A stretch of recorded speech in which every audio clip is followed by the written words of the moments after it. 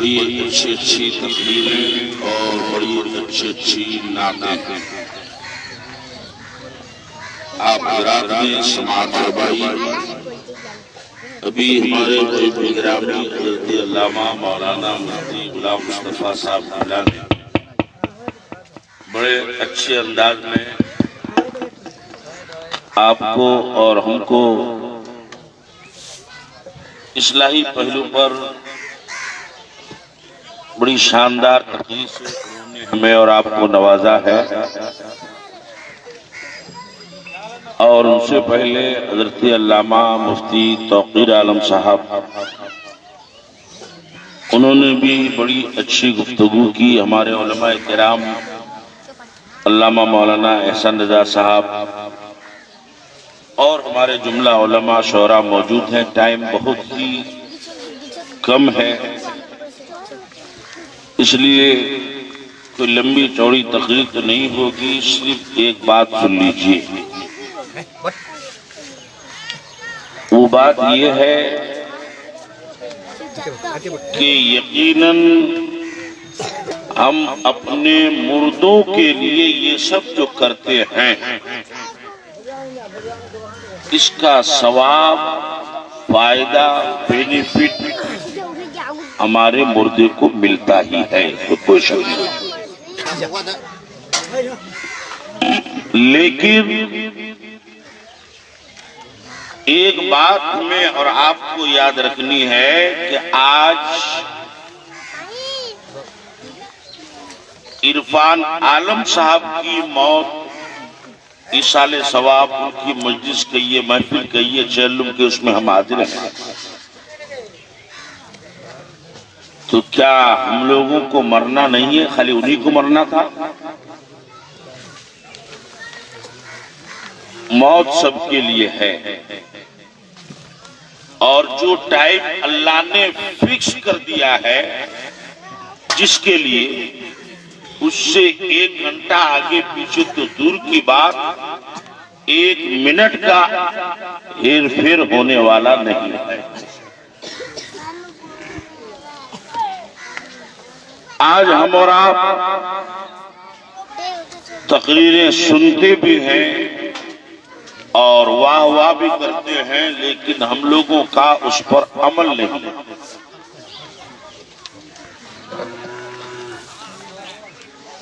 कुरान अज़ीम में जहां अल्लाह तबारका व तआला ने नमाज का, रोजे का, हज का, मौत का, कब्र का, हश्र का, जन्नत का, जहन्नम का, बेशक हर चीज का रोशन बयान कुरान के अंदर है। वहीं पर एक मसला ज़कात का भी है।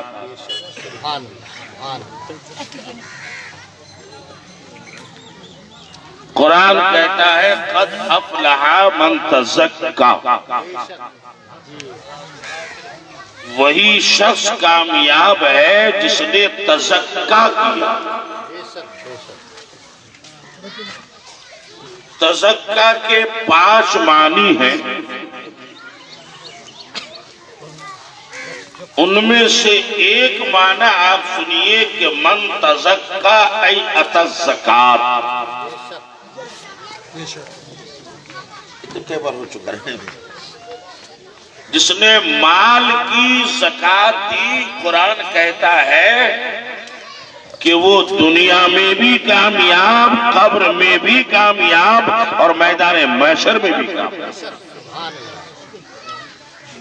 शॉर्टकट में सिर्फ ज़कात का मसला मैं आपको बता दूं। आप कहेंगे कि ये मौत की महफिल है और ज़कात का मसला। चूंकि सरकार बाबू हुजूर का मेरे ऊपर ये हुक्म है, लागू हो चुका है कि फजीलतें, करामतें तुम बयान बहुत कर चुके हो। अब जो शरीयत का मसला है, कौम के लिए जरूरी है, उन बातों को बताओ। कुरान अजीम का 10वां पारा सूरह तौबा में है कि जो इंसान ज़कात अपने माल की अदा नहीं करता, यही ज़कात का माल क़यामत के दिन जहन्नम की आग में इसको गर्म करके ज़कात ना देने वाली की पेशानी को, दोनों हाथ पहलू जिसको बोलते पहली को, और उसकी पीठ को दागा जाएगा। सही बुखारी शरीफ की हदीस है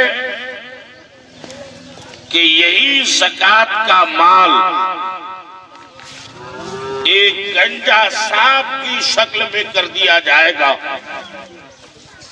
और वो इंसान के ऊपर सवार हो जाएगा। वो सांप बहुत बड़ा गंजा सांप हंसता, वही काटेगा, डसेगा, बंदा चिल्लाएगा, बाप बाप करेगा, मगर वो छोड़ेगा नहीं और वो कहेगा कि मैं तुम्हारी वही ज़कात हूँ जिसको तुमने दुनिया में अदा नहीं किया था।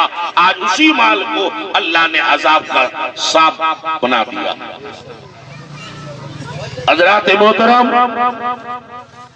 बहुत जरूरी मसला आपको बता रहा हूँ, तवज्जो दीजिए। 10 से 15 मिनट के अंदर मैं अपनी गुफ्तगू खत्म करूंगा इंशाअल्लाह।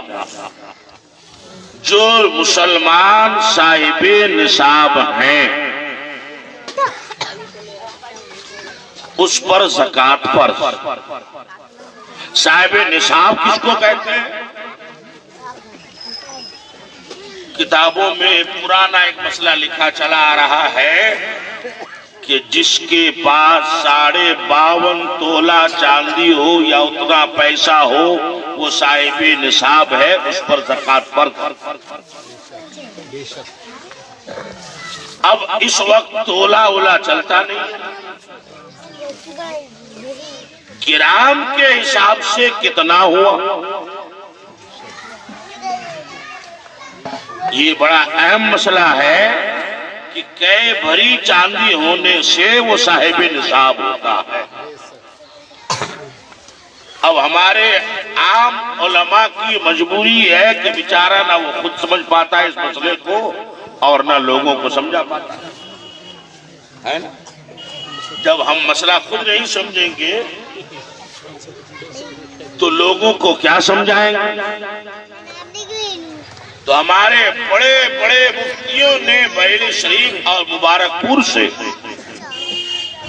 जो इस मसले का खुलासा किया है वो ये है कि 653 ग्राम प्लस 184 मिलीग्राम, यानी टोटल लगभग 65.5 भरी होता है आज के रेट में। 10 ग्राम का एक भरी के हिसाब से तकरीबन 65.5 भरी, और अगर 600 रुपया भरी का रेट हो चांदी का, तो उस हिसाब से आज के दौर में जो 35,000 रुपया का मालिक है वो साहिब निसाब है। यानी उसके घर में जो सोना चांदी है,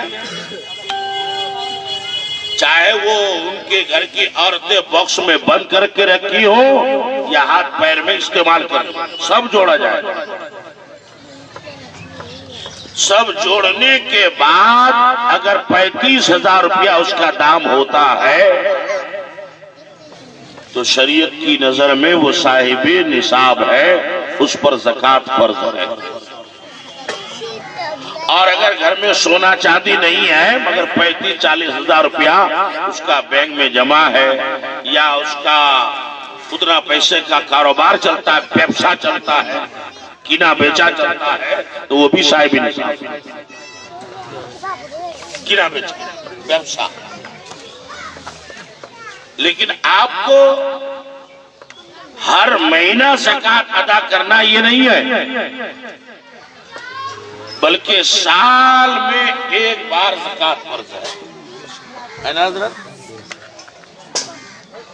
साल भर गुजरने के बाद आपको जोड़ के देखना होगा कि हमारे घर से लेकर बैंक तक, सोना चांदी से लेकर के कारोबार तक कितना पैसा हुआ।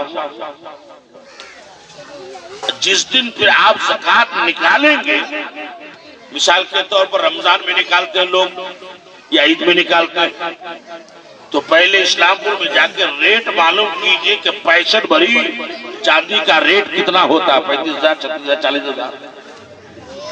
तो जितना भी होगा उसी हिसाब से आपको हिसाब जोड़कर, वो भी ज्यादा शरीयत ने आप पर बोझ नहीं डाला है। 100 रुपया में सिर्फ 2.5 रुपया निकालना, 1000 रुपया में 25 रुपया निकालना। कोई भारी बात है क्या? कोई मुश्किल बात है? वो भी साल भर में एक बार। जितना 1000 होगा, 25,000, 40,000, 50, 1 लाख, 2 लाख, हर 1000 में 25 रुपया जोड़ करके आपको निकालना है।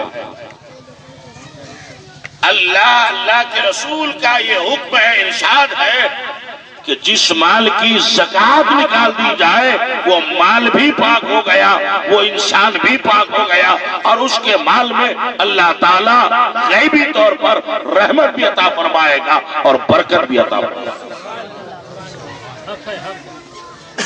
और अगर ज़कात नहीं निकालते हैं तो फिर बरोज़े महशर अजाब होना तय। चूंकि कुरान और हदीस का ये हुक्म है। बस 5 मिनट और बर्दाश्त कर लीजिए, सिर्फ 5 मिनट। हाँ, 5 मिनट, ये मसला तो क्लियर कर दे। ये हुआ सोना चांदी और रुपए पैसे की ज़कात, और एक ज़कात जो हमारे सारे लोगों पर है वो है खेती बाड़ी की ज़कात। इस मसले में अक्सर हमारे यहाँ के लोग गाफिल हैं, ज़कात अदा नहीं करते हैं। क़यामत के दिन दर्दनाक अज़ाब होगा। खेती बाड़ी की ज़कात का क्या मतलब? कि जमीन से जो भी फसल तैयार हो, चाहे गेहूं, धान, पटवा, आलू, प्याज, लहसुन, अदरक, मकई, जो भी चीज हम लोग तैयार करते हैं,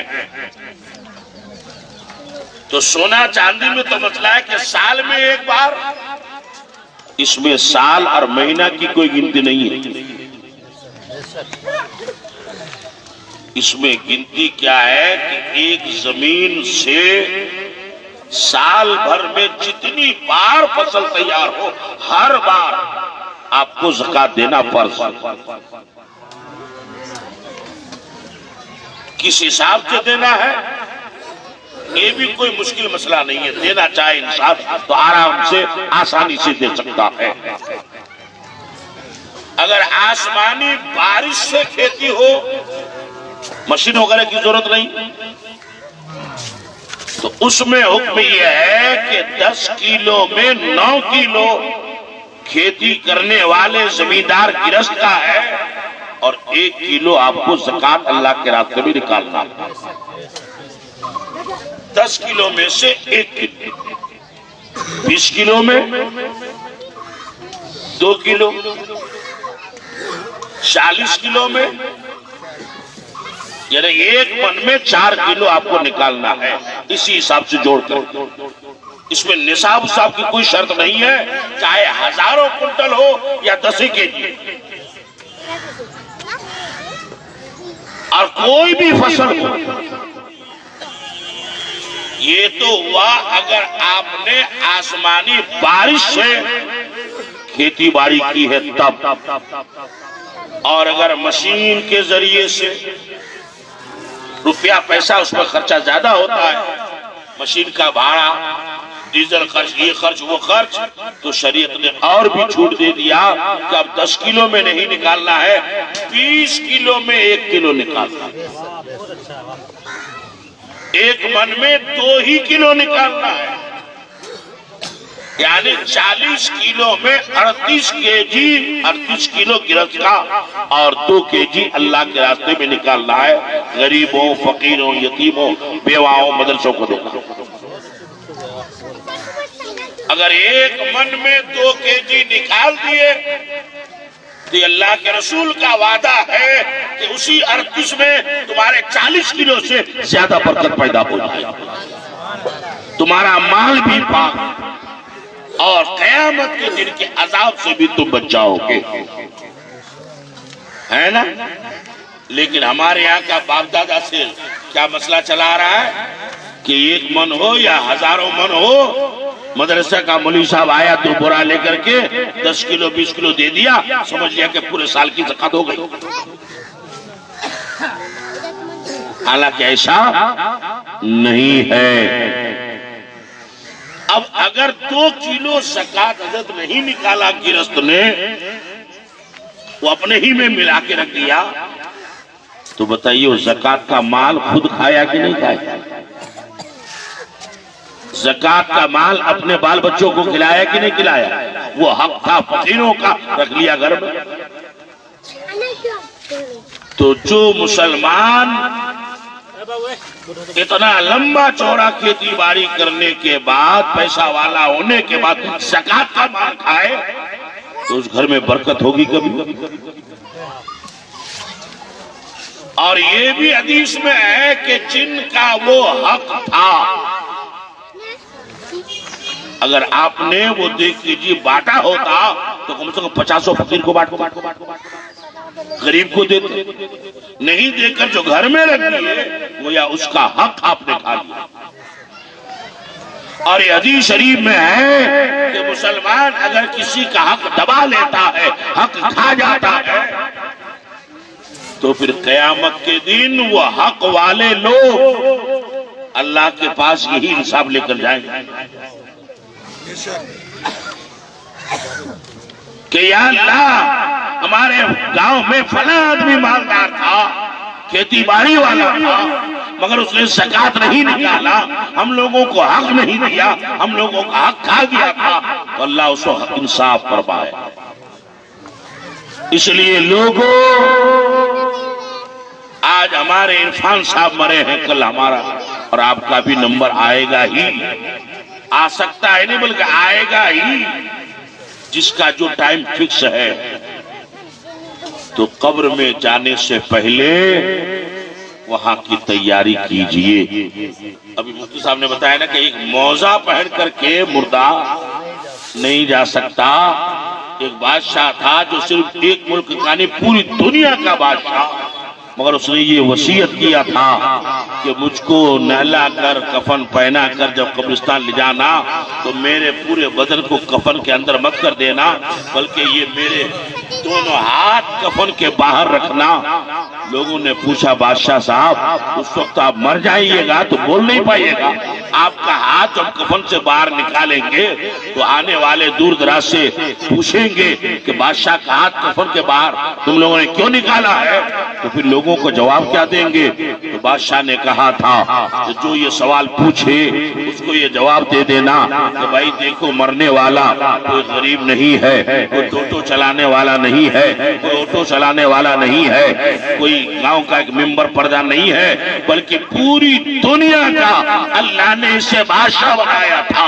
दौलत की कमी नहीं, सीमो जर की कमी नहीं, जमीन और जायदाद की कमी नहीं, तख्तो ताज की कमी नहीं, मगर नतीजा देखो, जिस तरह से माँ के पेट से खाली हाथ इस दुनिया में आया था, इस दुनिया से कब्र में खाली हाथ जा रहा है। जब इतना बड़ा बादशाह कोई दौलत लेके नहीं जा रहा, कोई सरवत लेके नहीं जा रहा, सीमो जर लेके नहीं जा रहा है, जब इतने बड़े बादशाह का यह हाल है, तो तुम लोगों का हाल क्या? तो खाली हाथ जाना पड़ेगा। यही नेक अमल, नमाज, रोजा, हज, ज़कात, यही चीजें वहां भी साथ जाएंगी और मैदान महशर में भी यही चीजें काम आएंगी। अल्लाह तबारक व तआला हम लोगों को शरीयत के मसलों पर अमल करने की तौफीक अता फरमाए। अब सलातो सलाम के लिए खड़े